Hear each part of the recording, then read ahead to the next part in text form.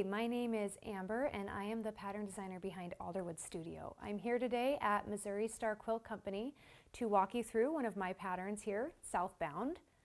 Southbound is a really fun beginner-friendly pattern and I can't wait to show it to you.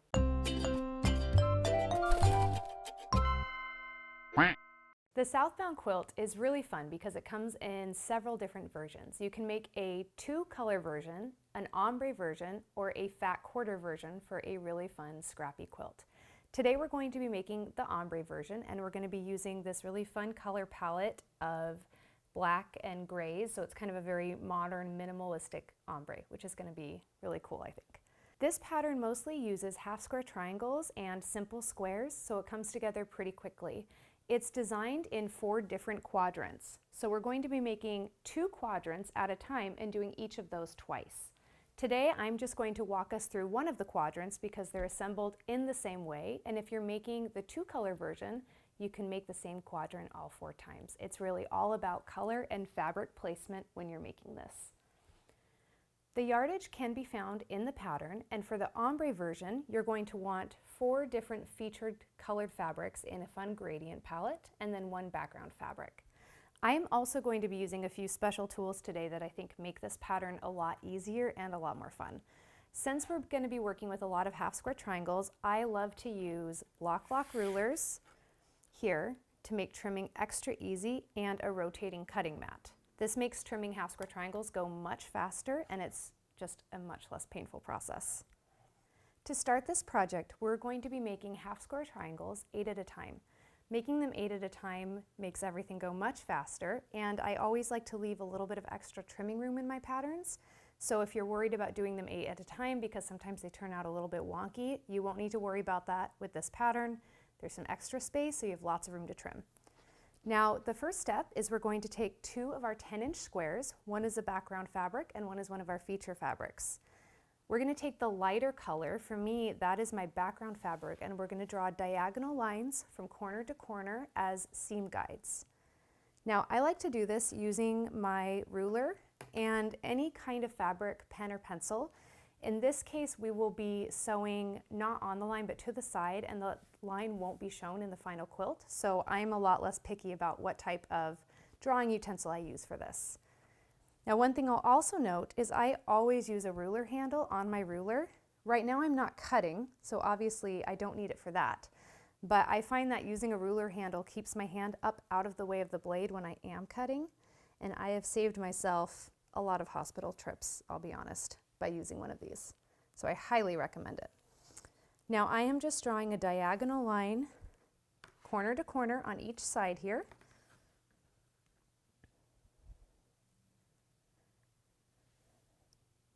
I like to get that right in the corners there. Go over it a couple times so it's nice and easy to see. There we go. And now I'm going to stack this right sides together, wrong side up with my featured fabric here. Now, I like to pin my half square triangles here sometimes to make sure they don't shift if they're too big. If they're smaller, a lot of times I won't, but I'm going to go ahead and do that this time because these are a little on the larger side. So I'm just going to add a couple pins here, and then I will get to sewing these. Some people like to add their pins over the seam line, and I'll do that sometimes, but then you have to stop and remove them. So when it's a really big piece, a lot of times I'll just stick a couple pins in here to keep everything together so it doesn't slip. Okay, now we're going to stitch 1/4 inch on each side of these lines. So I'll start with this first line here, and then we'll rotate and do the other side.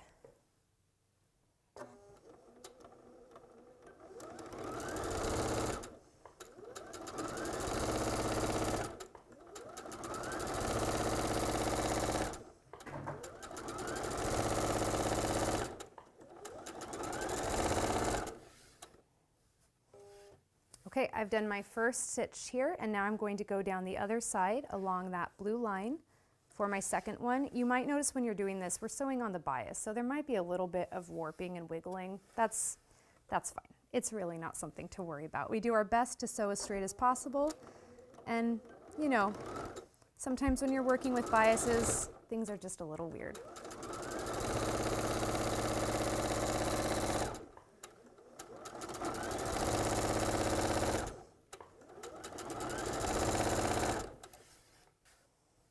Okay, so I've done my first line. Now I'm going to do 2 seams on each side of my blue line going the opposite direction.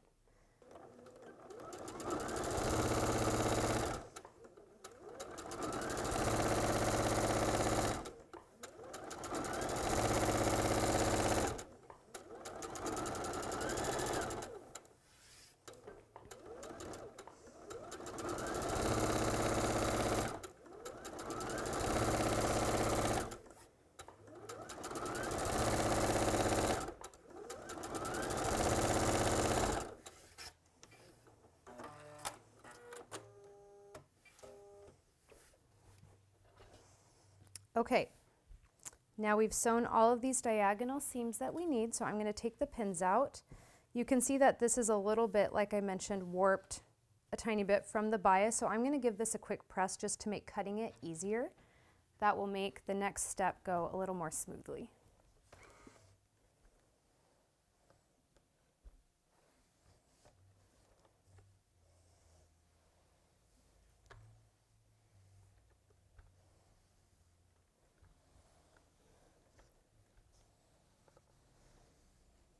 Okay, so now we've got this all nice and pressed. I am going to cut first horizontal and vertical lines along here.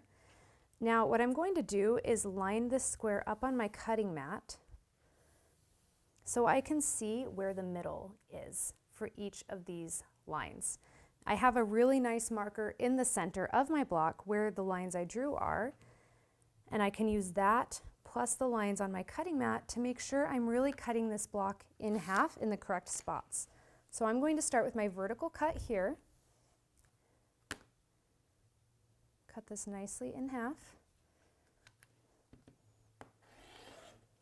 And then I'm going to try really hard not to move my block, because if you leave it still, that helps a lot.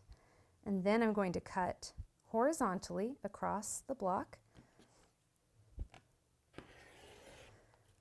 So now I have 4 of these pieces, and we have 1 more cut to do on each of them to get our 8 half square triangles.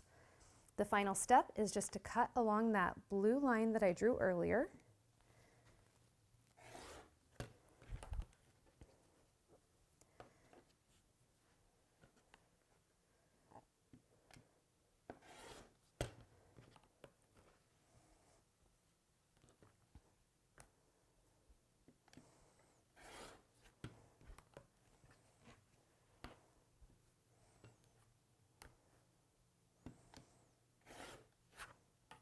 And there we go. Now we are simply ready to press these HSTs and trim them, and they'll be all ready to go into our pattern. Okay, so I'm going to go press all of these now. I like to press these to the dark side, and then I'll show you how to trim them.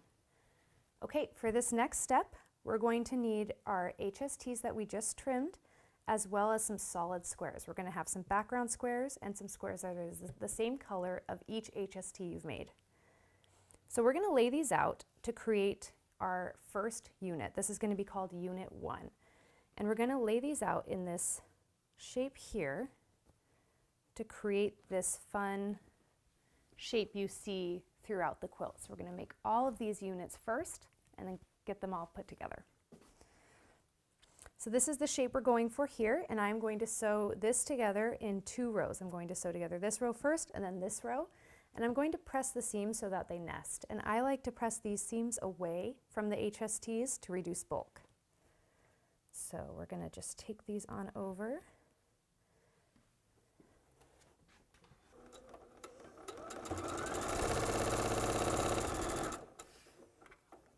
I like to chain piece all of these units together when I'm working on this quilt. It makes it go very quickly.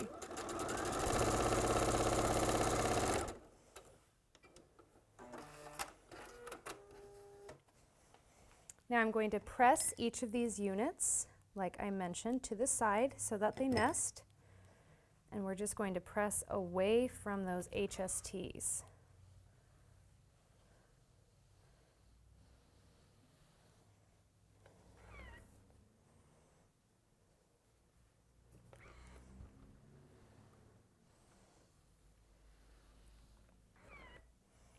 Okay, and now we're ready to sew our unit together.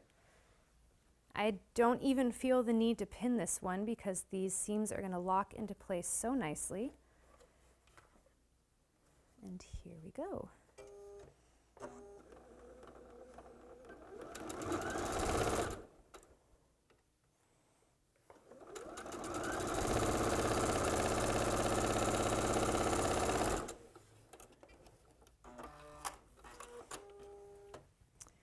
Now this final seam can be pressed open or to the side, really depending on what you prefer.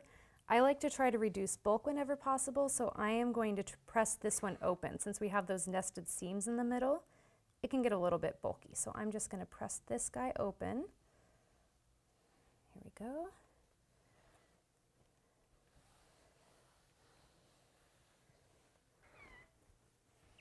And we have our first finished Unit 1. We're going to repeat this with all of our HSTs and all of these solid squares that we have to create all of the Unit 1s that we need for the whole pattern. Next, we're going to create our Units 2, 3, and 4 pieces. And we're going to create those using all of these Unit 1s that we just made. So for Unit 2, what we're going to do is take some of the Unit 1s that you made in the colors shown in the pattern, and we're going to sew a background piece to the bottom of these units. For Unit 3, we're going to take, again, some of those original units we've made, and we're going to sew a background piece to the top, like this. And then for our final unit that we need to make, we're going to take 2 more of these same sized background pieces and sew them to each side of the unit, like this.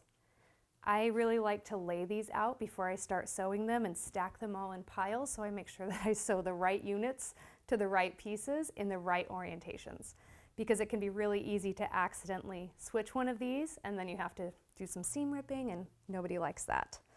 So I'm going to start sewing these together.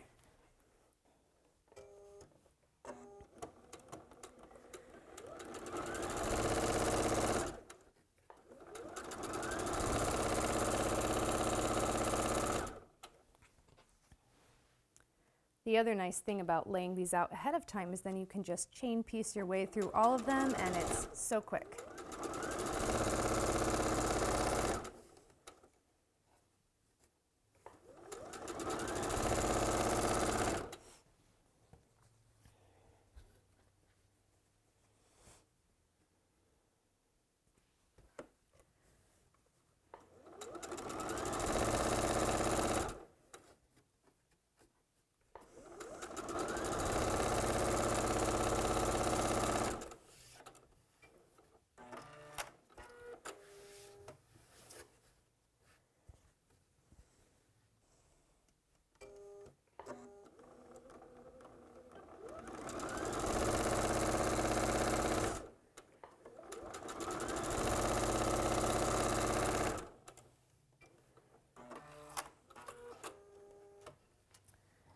Now I am going to press all of these, and I like to press these towards the background pieces, away from the HSTs. Whenever possible, I always like to press away from HSTs, again, because that just really helps in reducing bulk.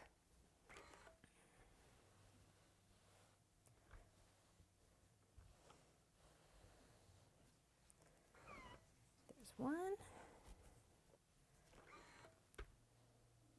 And after you press these, if you need to trim them up a little bit, you can absolutely do that. If you've got a little bit of overhang or a little bit of unevenness, that is no problem in this pattern. You can just do a little trim as needed.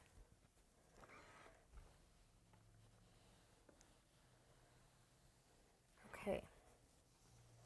Okay, so we have our Unit 2, Unit 3, Unit 4, and now we're ready to move on to the next step. I'm going to set these aside and we're going to use them in just a couple of minutes. Okay, now we're going to move on to create some rows using our Unit 1s. We're going to need a B, C, and D Unit 1 for this step, and we're going to lay them out with these background pieces, or the same background pieces you used in this step to make the Units 2 and 3. We're going to lay them out with these in between. Now, this is a good time to revisit your pattern and take a look at the orientation, because I just laid mine out in the wrong orientation, and you want to make sure, of course, that they're in the correct orientation so the pattern looks right. So I'm going to rotate mine to get them just right. And I'm going to put my background pieces in between, and then I'm going to sew these together. This pattern is one of those where it's so simple, but orientation of the pieces matters so much. It's always good to triple check yourself.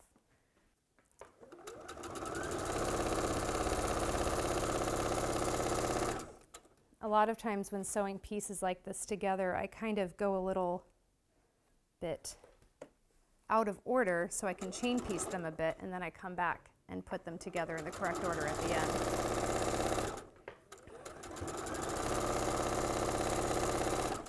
So in this case, I sewed my background pieces to the units first.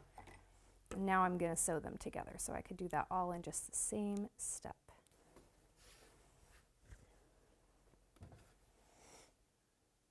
It's just always nice to find occasions for chain piecing whenever possible to make things go a little bit quicker.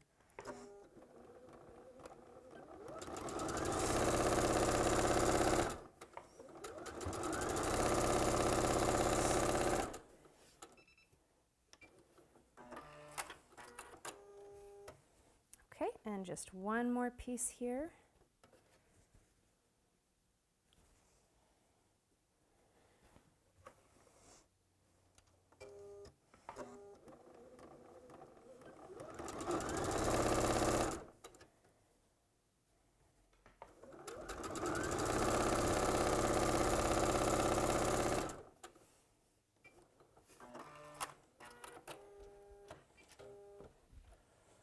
Now we're going to press this whole row, and again, as always, I am going to press towards the background fabric to reduce some of that bulk.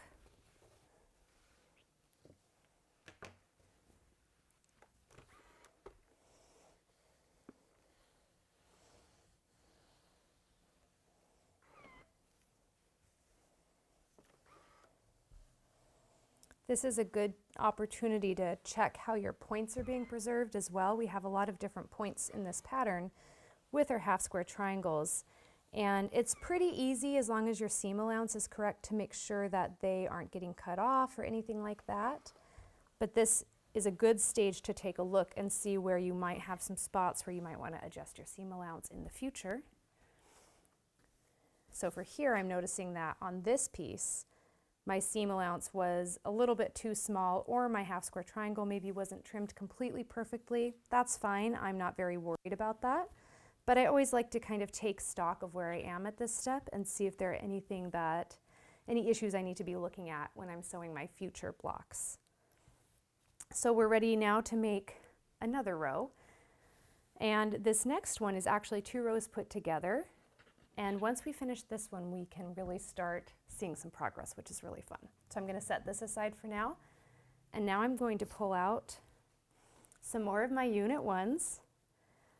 I have 3 of my A unit 1s and 1 of my B unit 1s for this step. And we're basically just going to make a square here. We're going to sew together 2 rows of 2.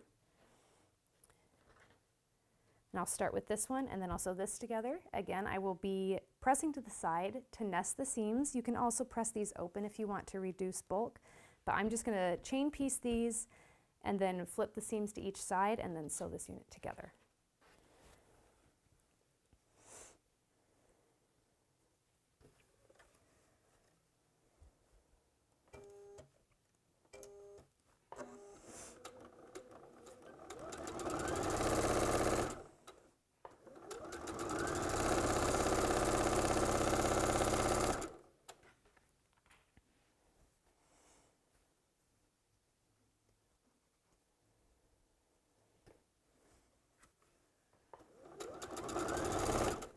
Now, if you're pretty new to quilting and you're looking for a beginner-friendly pattern, this is a really good one.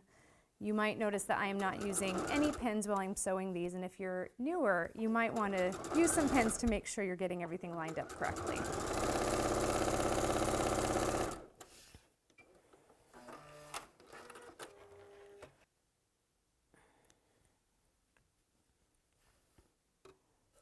Now I am going to not even press these before I move on to the next step here. I'm going to press these all at once when I finish, just to save a little bit of time because I like to do that sometimes.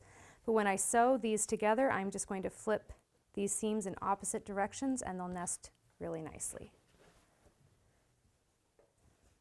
For this step, it can be good to stick a pin in right in the middle where those seams are lining up, just to make sure that your block winds up well centered and not kind of off and all wonky, because no one wants that. So we're going to stick one pin in the middle there and then just line up the edges and go for it.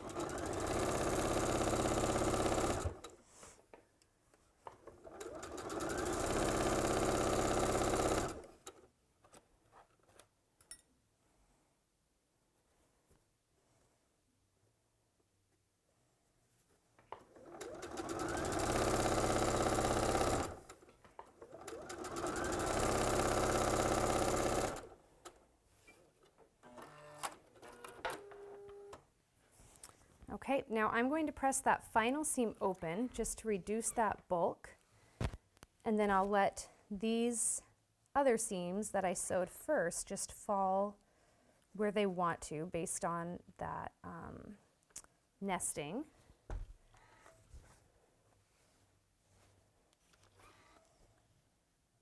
My seam allowance got cut a little bit short on one of these, so that's something I would probably think about going back to fix, because we don't want that seam to come undone once our quilt is finished.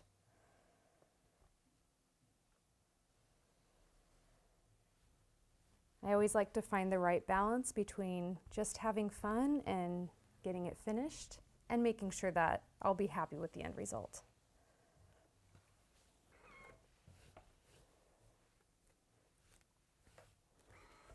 Give it a nice little extra press there.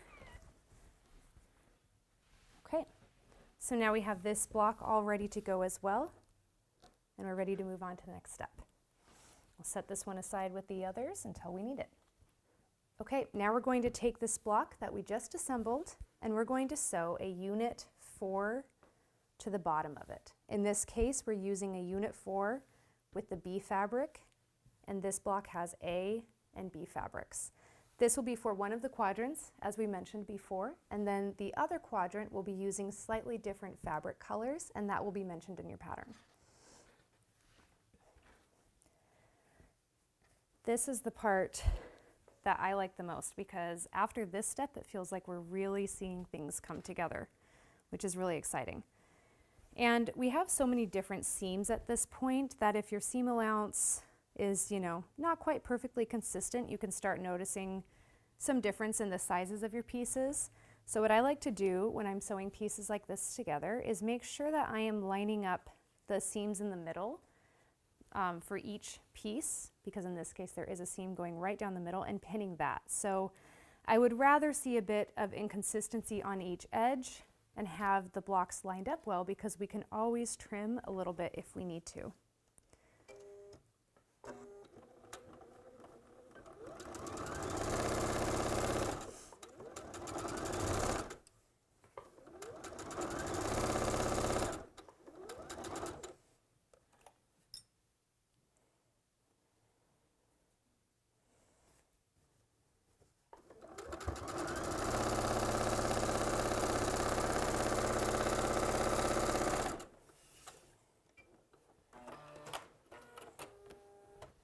Okay, we're all set with this one.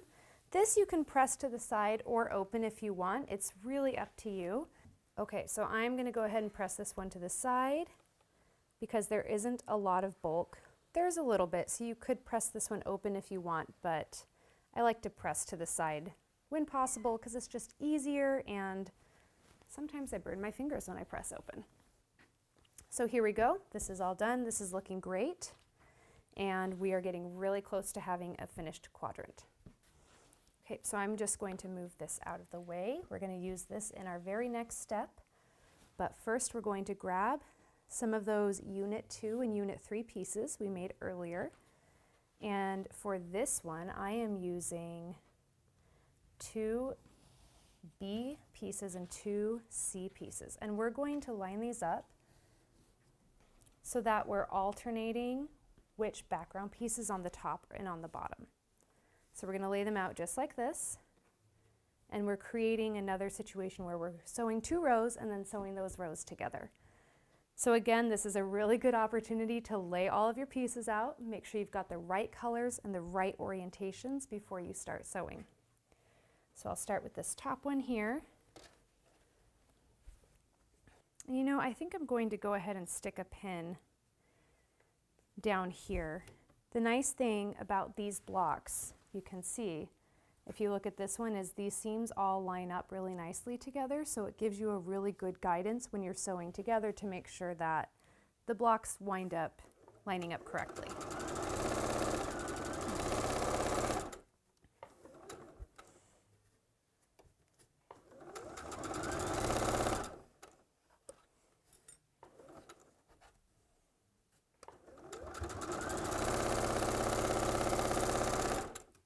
Now we're going to do this one, and I think for this one I am going to use 2 pins and put them in where these seams meet, because as I was sewing that other one I realized it was a little bit tricky to get them to line up just right while I was at the machine. So I'm going to do that a little bit differently here, and this will just be much easier to sew without having to worry about making sure everything is lined up just correctly.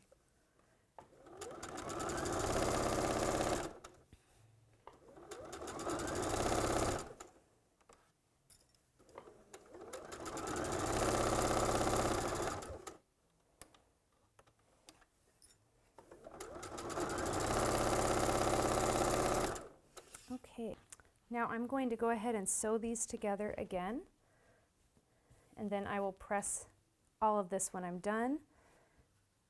I only skip the pressing step in between if I'm doing something like this where I can flip the seams as I'm sewing, just to avoid one more extra step. So I'm going to put these together, and I'm going to go ahead and pin in the middle, again to make sure that that middle seam lines up just right. There we go.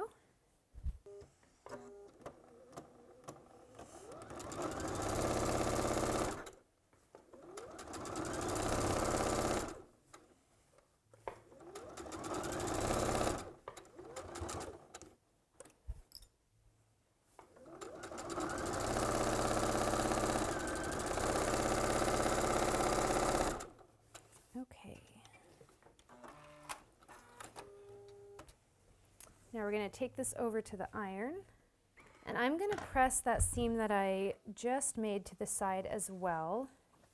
That center seam might be a little bit bulky, but I don't think it'll be too bad. So I'm going to go ahead and press this to the side like this.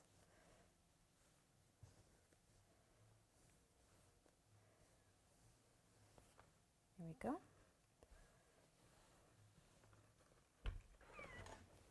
So now is the really fun part. Now we get to lay out the big block we just made, in this step previously, and this block, and we can really see things coming together now. So this is the beginning of our quadrant block. We're going to sew these 2 together, and then we just have one more row to add to the bottom, and we have a finished quadrant. So this is a good time to really pin, because now we're sewing a lot of things together, and it works out best if the seams line up. Because of the design of this quilt, if the seams don't line up properly, it's not the end of the world, but it definitely helps when they do. So I'm going to grab my pins, and I am going to just pin at each seam I have that lines up correctly. Here we go. Let's see. A lot of these are nested for me, which is really nice. Not all of them, but most of them are either nested or going up against a seam that's pressed open. So it makes this step pretty easy. Okay, there we go. Now I'm going to go sew this together, and then we will be ready for our final step.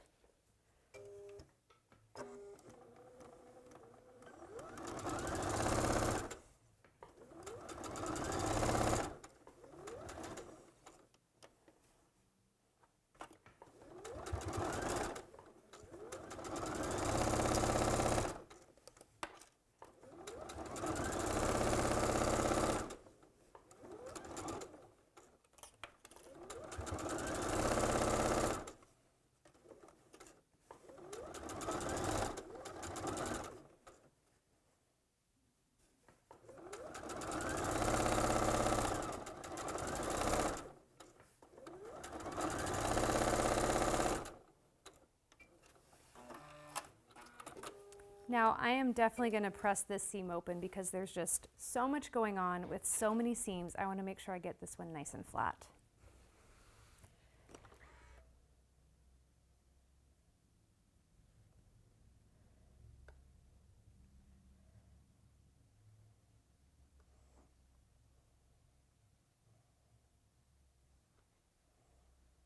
I do not like pressing open, but sometimes it just helps with getting those seams nice and flat.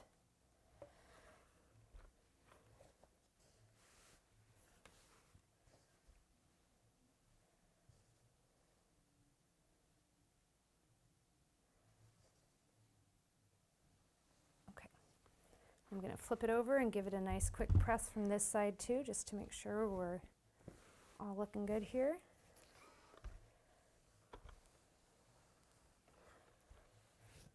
Okay. Okay, and now we're getting really close to having our full quadrant block here. The only thing we have left to do is take this row with B, C, and D on it that we sewed earlier, and we're going to add it to the bottom. And you can start to see here, we've got this really nice gradient forming with the darkest color in the middle here, and then it kind of fades out into the lighter colors. So once again, we're just going to fold this over and pin whenever there are seams that line up. Again, that's optional, but I find that it's very helpful when we're dealing with so many seams and so many pieces.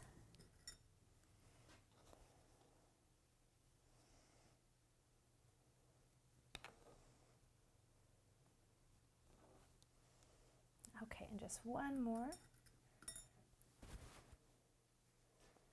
All right, here we go.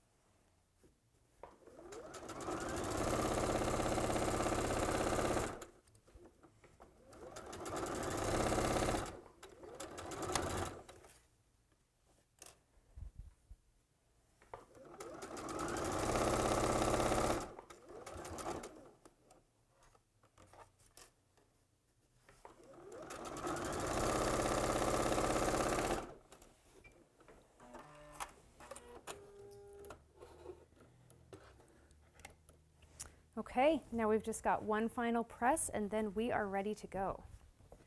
I would probably normally press this open, again because of how many seams, but you know, I am just not in a pressing open mood today anymore. I've done it a lot and I'm going to take a break, so I'm just going to press this to the side because that is the fun thing about quilting. We can use the rules as guidelines and then do what feels right in the moment because it's supposed to be fun, right? And I am just so excited to see this final quadrant put together that I want to expedite my pressing. Okay, so we've got our final full quadrant here. And as you're following along the pattern, you'll be making 2 of these at a time, and you'll be making the other quadrant at the same time as well. So you can see that we just made this top left quadrant.